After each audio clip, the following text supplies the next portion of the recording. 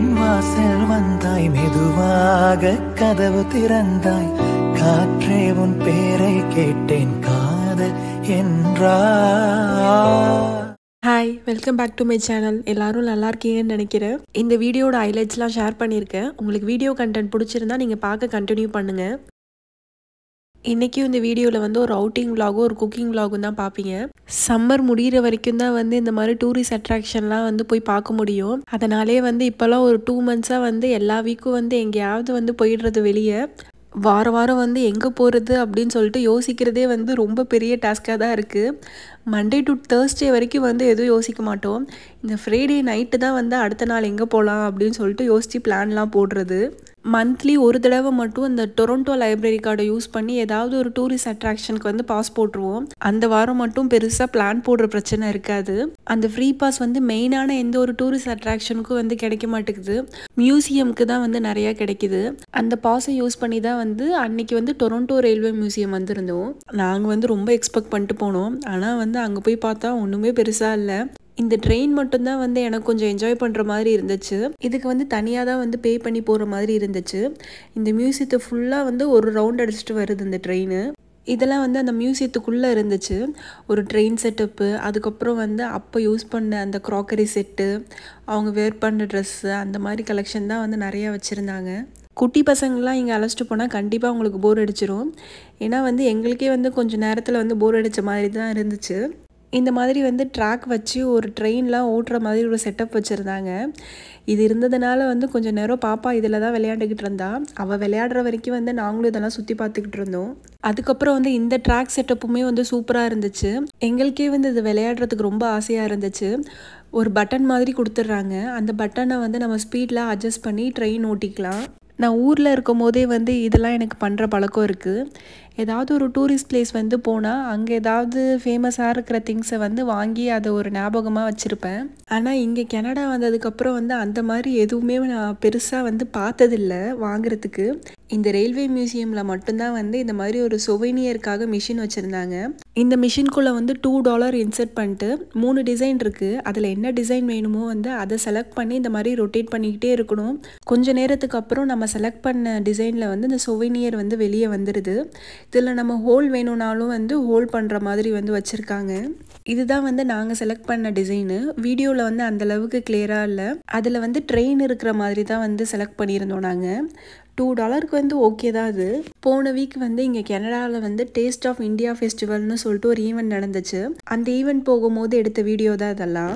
2-3 தடவை வந்து இந்த ஏரியாவுக்கு நான் போயிருக்கேன். இந்த பில்டிங் வந்து பார்க்கவே ரொம்ப சூப்பராக இருக்கும். இது ஆனால் வந்து க்ளோஸ் பண்ணி தான் வச்சுருக்காங்க. ஏதோ ஒரு கவர்மெண்ட் பில்டிங் போலது. டொரண்டோ சிட்டியில் வந்து என்னென்ன இருக்குதுன்னு நம்ம பார்க்கணுன்னா இதை பார்த்தாலே நமக்கு போதும். எல்லாமே வந்து மினேச்சர் சைஸில் வந்து அப்படியே வச்சுருந்தாங்க. இங்கே வந்து எல்லா பில்டிங்குமே வந்து செம்ம டாலு. கிட்டத்தட்ட ஃப்ளோர் வந்து ஒரு 30 ஃப்ளோர் வரைக்கும் கூட இருக்கும். சம்மர் ஆரம்பித்ததுலேருந்து வந்து எல்லா வீக்கெண்டும் ஏதாவது ஒரு ஈவெண்ட் நடந்துக்கிட்டு தான் இருக்குது. எனக்கு வந்து இது வரைக்கும் எந்த ஈவெண்ட்டுக்கும் வந்து பெருசாக போகணும்னு சொல்லிட்டு ஆசை இல்லை. இந்த இந்தியா ஃபெஸ்டிவல் வந்து டேட்டு பார்த்ததுலேருந்தே வந்து போகணும்னு சொல்லிட்டு தான் முடிவு பண்ணி வச்சுருந்தேன். ஏன்னா வந்து நம்ம ஊர் சாப்பாடெலாம் வந்து கொஞ்சம் கிடைக்கும் அங்கே. இந்த இடத்துக்கு போனதுலேருந்தே வந்து ஏதோ இந்தியா போயிட்டு ஒரு ஃபெஸ்டிவல் அட்டன் பண்ண மாதிரியே வந்து எனக்கு ஒரு ஃபீல் கொடுத்துச்சு. ஏன்னா சுற்றி வந்து எல்லா இடத்துலையும் கடை போட்டிருந்தாங்க இந்த ஏரியாவில். சவுத் இண்டியன் ஸ்டைலில் வந்து சாப்பாடு எதுவும் இங்கே அந்த அளவுக்கு இல்லை. ஒரு கடை மட்டும்தான் இருந்துச்சு. மேக்ஸிமம் வந்து அந்த நார்த் இந்தியா ஸ்டைலில் தான் வந்து நிறையா வச்சுருந்தாங்க ஃபுட்டெல்லாம். அங்கங்கே வந்து பிராண்ட் ப்ரொமோஷனுக்காகவே வந்து நிறைய ஃப்ரீயாக கொடுத்துக்கிட்டு இருந்தாங்க. Butter milk, juice, tissue, snacks எல்லாமே வந்து கொடுத்துக்கிட்டு இருந்தாங்க. ஆனால் எல்லாத்துக்குமே வந்து செம்ம கியூ. நாங்கள் வந்து இந்த பட்டர் மில்க்கு, ஜூஸு அந்த மாதிரி மட்டும் வாங்கி ட்ரை பண்ணியிருந்தோம். எங்களுக்கு பிடிச்ச கொஞ்சம் ஃபுட் எல்லாமே வாங்கி சாப்பிட்ருந்தோம். ஆனால் ரேட்டு தான் வந்து கொஞ்சம் ஜாஸ்தியாக இருந்துச்சு. நார்மலாக வந்து நம்ம ஊர்லேயே ஏதாவது ஃபெஸ்டிவல்னால் கடை போட்டால் அதிகமாக தான் இருக்கும். இங்கே சொல்லவா வேணும். அங்கே கொஞ்சம் நேரம் அப்படியே டைம்லாம் ஸ்பெண்ட் பண்ணிவிட்டு ரிட்டன் வந்து வீட்டுக்கு ட்ரெயினில் வந்தாச்சு. ட்ரெயினில் வரும்போது நைட்டு வந்து 7 மணி. ஆனால் வெளியே பாருங்களேன் எந்த அளவுக்கு வந்து வெளிச்சமாக இருக்குன்னு. வெயில் வேறு அடிக்குது. வீட்டுக்கெலாம் வந்ததுக்கப்புறம் இது வந்து மறுநாள் எடுத்த வீடியோ. இந்த சாட்டர்டே சண்டே வந்தால் வந்து கண்டிப்பாக ஏதாவது ஒரு நாள் வந்து நான்வெஜ் இருந்தால் தான் வந்து வீக்கெண்டே வந்து ஃபுல்ஃபில் ஆன மாதிரி இருக்கும். காஸ்கோலேருந்து வந்து சிக்கன் வாங்கியிருந்தோம். கிட்டத்தட்ட 3 கிலோ கிட்ட இருந்துச்சு.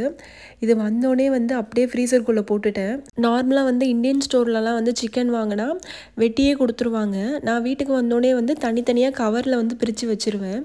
ஆனால் இங்கே காஸ்கோவில் வந்து ஆல்ரெடி ஃப்ரீசரில் வச்சுருந்தாங்க. வீட்டுக்கு வந்ததுக்கப்புறம் அதை ஸ்ப்ளிட் பண்ணி வந்து நானும் தனித்தனி கவரில் எடுத்து வைக்கலான்னு பார்த்தேன். ஆனால் வந்து செம்ம ஃப்ரீஸாக இருந்துச்சு. இதில் இனிமேல் கை வைக்க முடியாதுன்னு சொல்லிவிட்டு அப்படியே வந்து ஃப்ரீசருக்குள்ளே போட்டுட்டேன்.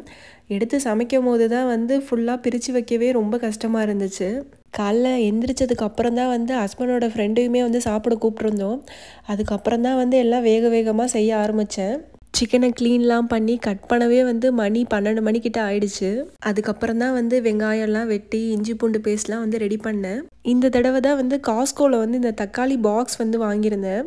தக்காளியோட சைஸ் பார்க்கும் போதே வந்து கொஞ்சம் டிஃப்ரெண்ட்டாக தான் இருந்துச்சு. எப்படி இருக்க போதோ பயந்துட்டு தான் வாங்கினேன்.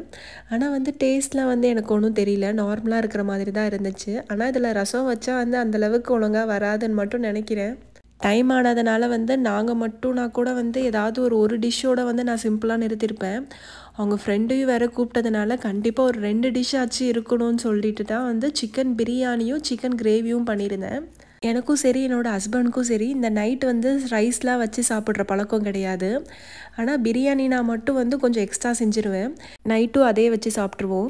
ஆனால் இந்த குக்கர் வந்து நான் ஊர்லேருந்து எடுத்துகிட்டு வந்ததுக்கப்புறம் மதியம் வரைக்கும் தான் வந்து பத்துது. நைட்டு வந்து சும்மா ஆளுக்கு கொஞ்சம் தான் இருக்குது. பாப்பாக்காக வந்து கொஞ்சம் ஒயிட் ரைஸுமே வச்சுருந்தேன். ஒரு 2 மணிக்குள்ளேயே வந்து ஓரளவு சமையல் வேலையெல்லாம் முடிஞ்சிருச்சு. பிரியாணி மட்டும் குக்கர்லேருந்து வந்து இறக்குறதுக்கு ஒரு 2:30 கிட்ட ஆணுச்சு. அதுக்கப்புறம் வந்து எல்லாம் சாப்பிட ஆரம்பிச்சாச்சு. முன்னாடி நாளே வந்து அவங்க ஃப்ரெண்டு வேறு பிளான்லாம் இருந்துச்சுன்னா கண்டிப்பாக சிக்கன் 65 ரசம் எல்லாமே சேர்த்து பண்ணியிருந்திருப்பேன். டைம் கன்ஸ்ட்ரெயினால் வந்து இது மட்டும்தான் வந்து என்னால் பண்ண முடிஞ்சிச்சு. தேங்க்யூ ஃபார் வாட்சிங் மை வீடியோ. இந்த வீடியோ உங்களுக்கு போர் அடிக்காமல் இருந்திருக்கும்னு நான் நினைக்கிறேன். என்னோடய வீடியோ பிடிச்சிருந்தா லைக், ஷேர் அண்ட் சப்ஸ்கிரைப் பண்ணிவிடுங்க. அடுத்த வாரம் இன்னொரு வீடியோவில் பார்க்கலாம். பாய்.